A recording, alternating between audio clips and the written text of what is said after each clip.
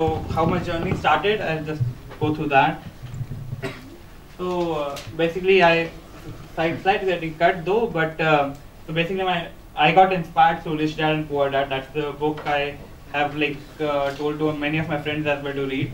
So that's the book that through which I got inspired, and it was in 2008 before my college got over, and I started investing, self-investing, understanding finance, personal finance, more of it. Since 2009, did my own financial plan, comprehensive own financial plan, whatever information I had at that time by 2012, and slowly. What was your age in 2008? 2008 it was like 20. So it is like tomorrow's youth, huh? Monica ji told, huh? So I started doing my own financial plan when I was like 24. That was when I made up my own financial plan and started spreading financial awareness. Again, whatever information I had, I used to read a lot of blogs at that time. So that's how I started with financial awareness programs. So as of now, basically I'm taking more of financial coaching sessions with other corporates or like colleges, all those things. So what happened is that I took a leap towards doing a CFP, and the reason I took that is more because I wanted to understand not just the investment planning which I was doing till before that, but understand all other aspects of it, like debt planning or tax planning, insurance planning, all those aspects which I was not more focused towards. So that's how I actually Googled, and Keyur Shah is like on the top of that, and I reached out to him. It's been a like wonderful journey since then. So I passed my CFP as a regular pathway in 2015 and got my first client through. So once you become a part of like CFP, you practice CFP, you pass CFP, and you become a member of SPSP, your name is listed on the portal of SPSP. From there I got my first client, and that's one of the advantages that you get after being a CFP, that I got my first client from my portal being on the website itself. And that's been most of it. I've basically, after that, I started forums on financial awareness, Plan Your Wealth, and Better Invest are few of those that I've been working on since last 1.5 years. As of now, as I mentioned earlier, like I'm more of taking up financial coaching as a part-time exercise. It's more of a passion towards personal finance and financial coaching that I like doing. That's why I'm just doing that. Although I'm a like engineer by background. But is your company allowing to that yes, one? It doesn't have any got issue permission because I'm not earning. No, you got with their knowledge doing or without their knowledge? They know about it, and both my companies know about it. I have been working in my previous company, and my current company also knows about it. So all new generation startup, no, Ola came. So they allow all this during the free time because they have limited working hours, Monday to Friday. So Saturday, Sunday you can do, which doesn't have a conflict of interest. It's not working for you, but no.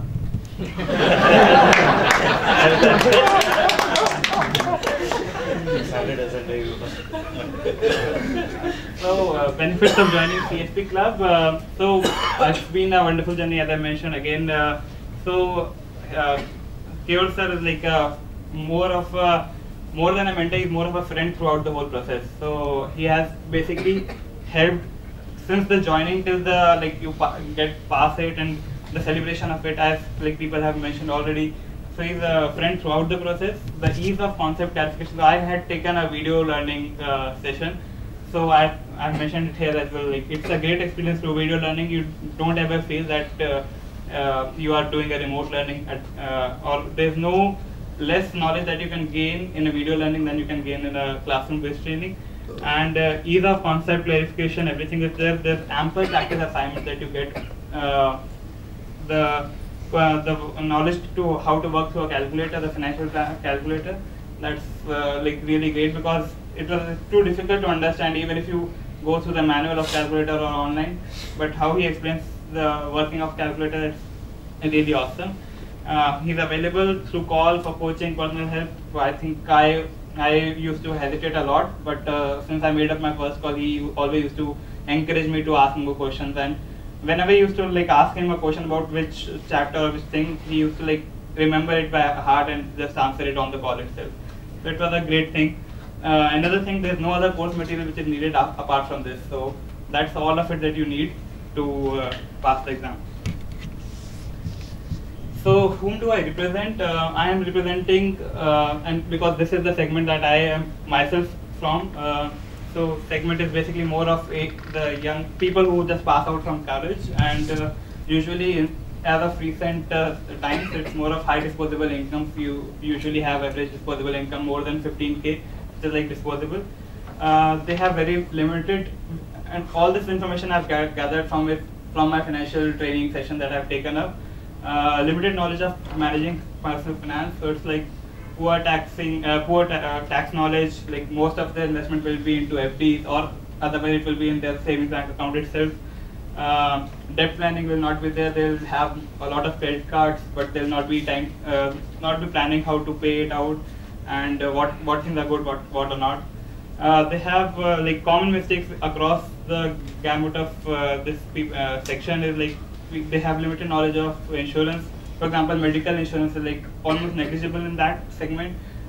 They almost completely rely on the medical policies of the company, and the investment planning again is not there at all, because most of them are like interested into FDs, or they keep the amount in their savings bank account itself, so they don't invest at all. So savings में भी नहीं रहता है. That's the only thing that I've seen people investing or keeping that into. They don't do anything on above that.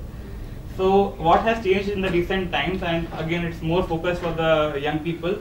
So evolution of the robo advisory, it's more of the companies who have come up in the last few years, who help people understand what is the right things to invest, or what are the better place they should invest their money into. So that is evolved recently. It's more of better financial transparency has come up. CAMS, NSDL, consolidated account statement, IIDA's regulations, clear tax, like forums like that, and regulations on ULIP, health insurance. All those things have improved. So the environment has actually improved for the professionals, or like the people who are earning class. So all of these are actually a good opportunity that I think help a CFP practitioner to take his work forward and engage with the clients. So these are some questions that I usually ask as part of the beginning of my session. So, and these are the questions that people actually face difficulty answering or thinking about by themselves. So Ms. Monica also mentioned about what is the first question that we should ask. Contingency planning, right? If I die today, how much money will my family be left with? So the people face difficulty answering these questions actually. How much money of this will be coming from my savings investment? How much is from the insurance? Then they realize that, okay, I am actually underinsured. Do I know all the financial goals that I need to be saving for? Is the health of my family and myself completely insured? Is the insurance sufficient? And the last is, am I doing anything sufficient to help understand, for example, if I die, are my dependents capable enough to understand or how to manage the money by themselves also? So all these aspects, I think today's young professionals, they face a lot of difficulty answering these questions, and that is where I am actually trying to bridge that gap by taking up financial sessions for them, making them understand how important it is to think about these questions, focus on these, and try to help them also, or at least guide them to the right people, like other CFP practitioners who are like dedicatedly helping them in these fields.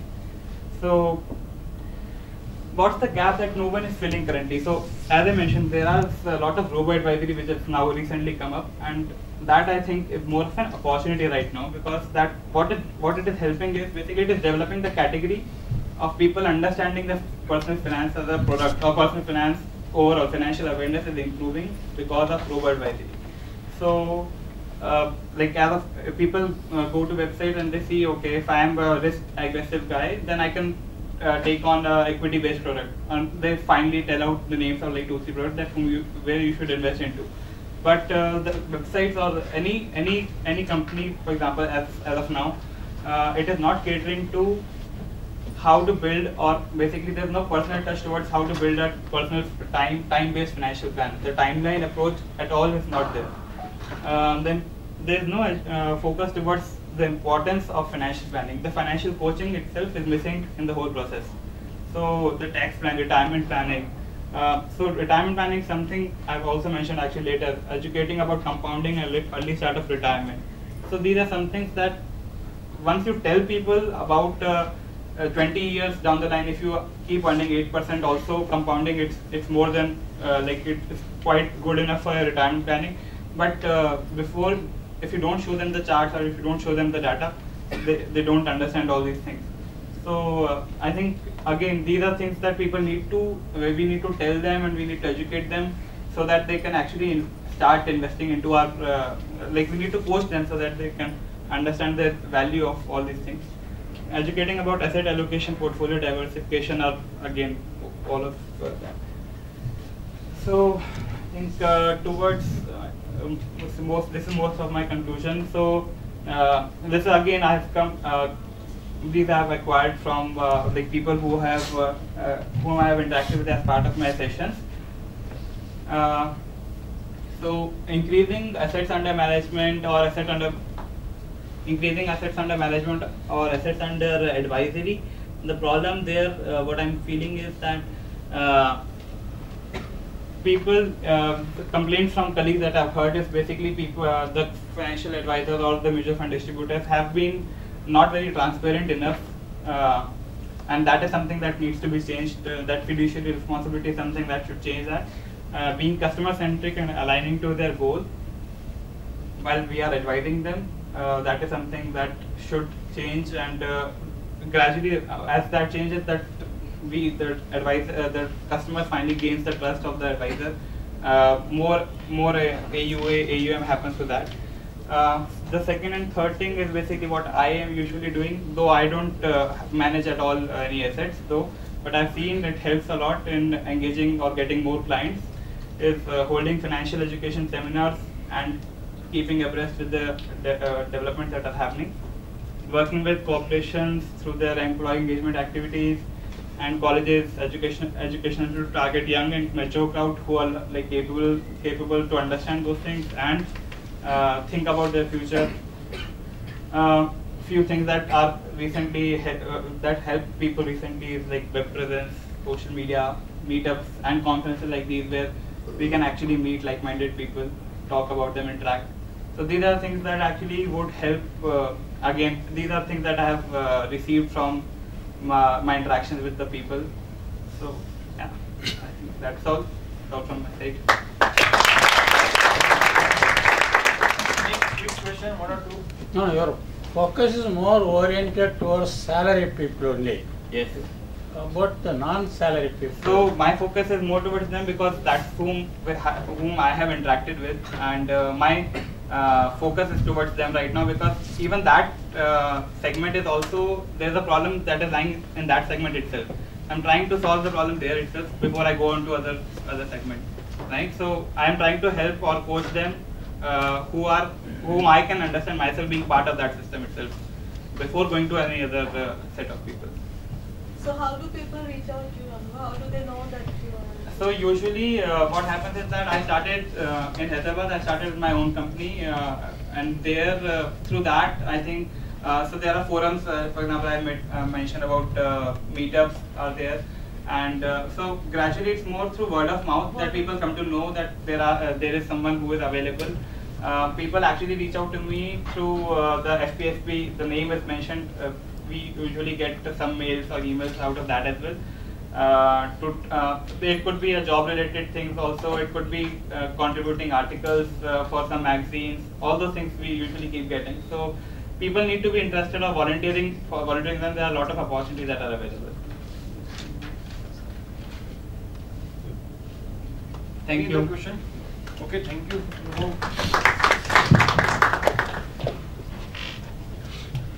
Thanks for coming and sharing your valuable insights. Before we move ahead, let me just ask you, since morning we are listening about the robo advisory. So it is a threat or an opportunity to the independent advisor, or you can say human advisor. Because robo is that it's a machine, nah? So what is your views? Threat or opportunities? Opportunities. It actually depends. It can be a threat if you are offering robo kind of services. Okay. But it can be an opportunity for those who are providing much more so that they can compare. Okay. First of all, the noise level is very low. Recording financial plan.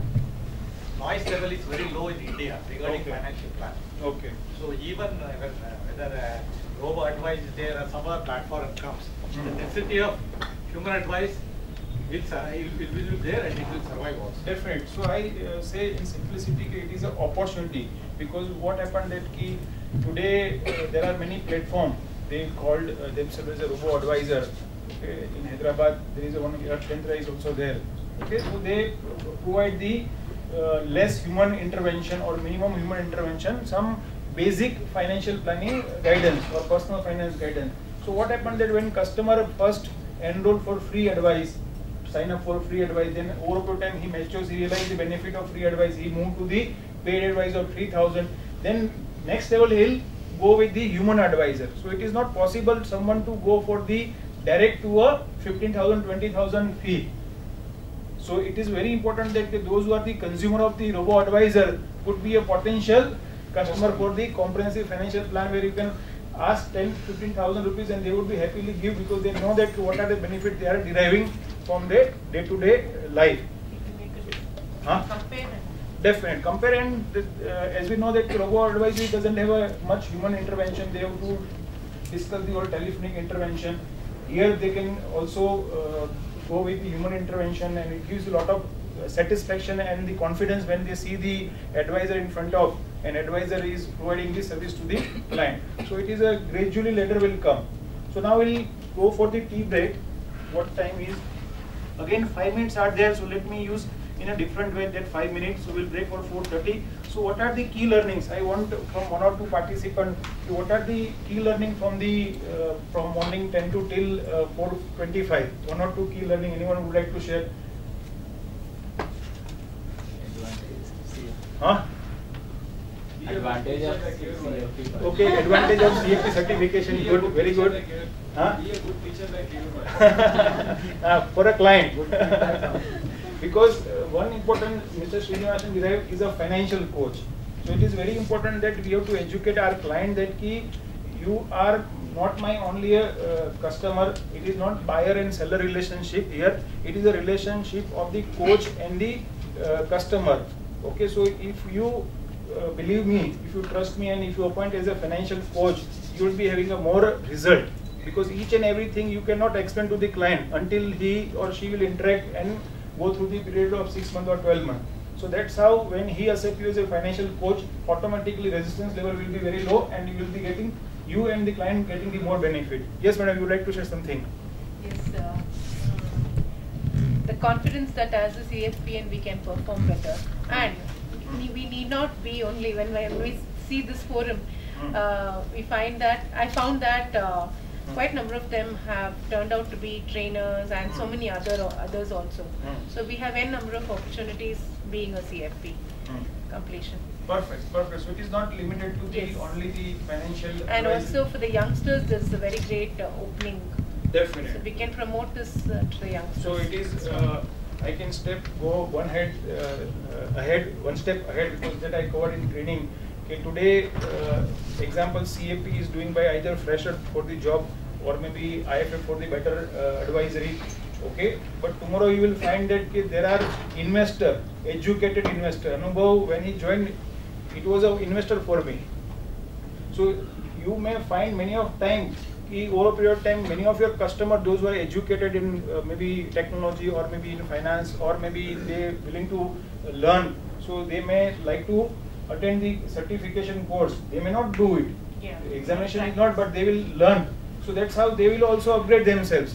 Because right now what happened that many of time we are end up with giving training one-to-one. And when we are giving training or education one-to-one, people feel that you are selling. Even you are going for the education. So suppose if it is a education work is converted into some kind of forum of 20 people, 15 people, so people feel that it is education. And that's how they learn faster, less number of time. That's the reason it is advisable that one should conduct regular financial planning awareness, you can say seminars with the client. Even you should, you shall invite some of the successful client also. Because I have seen many of time when they conduct the seminar, they just share their inputs. But if you just invite some of your 4 or 5 clients, those who have successfully moved ahead in their progress in last 1 year, last 2 years, and if they share how, what was my past, what is the present, how I have improved, so automatically then you need not to talk about yourself, because their customer will be selling your basically success. We need to take testimonials from the clients. Perfect. So that definitely it is a very big subject. If time permits, one day we'll discuss. So now we'll take a quick tea break. We'll take a 15 minutes time and come back by 4:45. So we have another 3-4 speakers. So we want to finish by 6 o'clock.